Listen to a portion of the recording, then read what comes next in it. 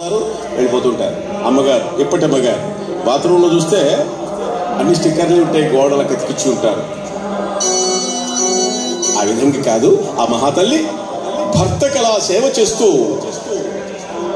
కాపురం చేస్తూ ఉన్నారు. ఇరువురు భార్య భర్తలు అన్యోన్య ప్రేమ అనురాగమున ఉన్నంతలో లేదనుకుండా దాన ధర్మాలు చేస్తూ కాలక్షేపం చేస్తున్నారు. పెళ్ళై ఎన్నో ఏళ్ళయింది. వాళ్లకు అపుత్రస్య గతిర్నాస్తి, సంతానం లేదు. ఏం లేకపోతే సంతానం లేదు, ఏం లేకపోతే లేని వాళ్ళు బ్రతకట్లేదా? ఉన్న వాళ్ళకి తెలియదా బాధ? లేని వాళ్ళకే తెలుస్తుంది. నలుగురు బిడ్డలు ఉన్నమ్మా, బిడ్డలు ఇంట్లో ఈ అంటూ ఏడుస్తూ ఉంటే, వాళ్ళని కొడుతూ ఉంటే, వాళ్ళు అల్లరి చేస్తుంటే ఇల్లు సంతాన లక్ష్మి ఉట్టిపడుతూ ఉంటుంది, ఆనందంగా ఉంటుంది, కళకళలాడుతూ ఉంటుందట ఇల్లు. బిడ్డలు లేని ఇల్లు గొడ్డు చావిడి కంటే అధ్వానం అని చెబుతుంది ధర్మశాస్త్రము. ఆ విధంగా వాళ్ళు అపుత్రస్య గతిర్నాస్తి, సంతానము లేని వారికి సద్గతులు ఉంటారు కదా. పరమేశ్వర, మేమేం పాపం చేశామయ్యా, మాకెందుకు సంతానం ఇవ్వలేదు అంటూ ఇద్దరు భార్య భర్తలు బాధపడిపోతున్నాడు. మురుకండ మహర్షి ఎంతో అనుకుంటున్నాడు. ఎవరైనా కొత్త వాళ్ళు వచ్చేసి, ఏవయ్యా పెళ్లి చేసుకున్నావు, మరి నీకు ఎంతమంది పిల్లలు అని అడిగినప్పుడు నేనేమని సమాధానం చెప్పాలి? పరమేశ్వర, నా బంధువులు, నా చుట్టాలు, నా స్నేహితులు, నాకు కావలసిన వాళ్ళు బొడ్డుగుళ్ళు పెళ్ళిళ్ళు బుడుదలగొనరో చుట్టాలనే ఎట్లు చూడగలను.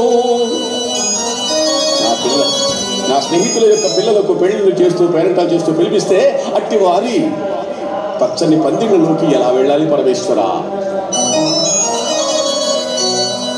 కడుపు ఫలించని కారణమున, కడుపు ఫలించని కారణమున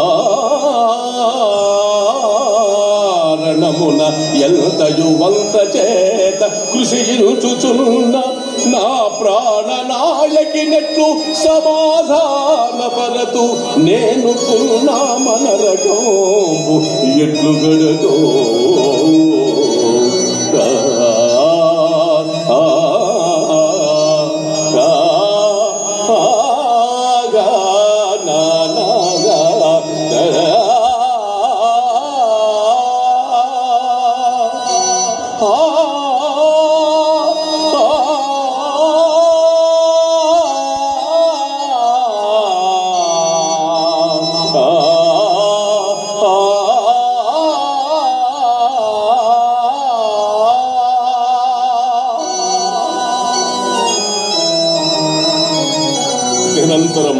నిరంతరము నా ఇల్లాలు సంతానమనే చింత చేత కృంగి కృషించిపోతూ ఉంది.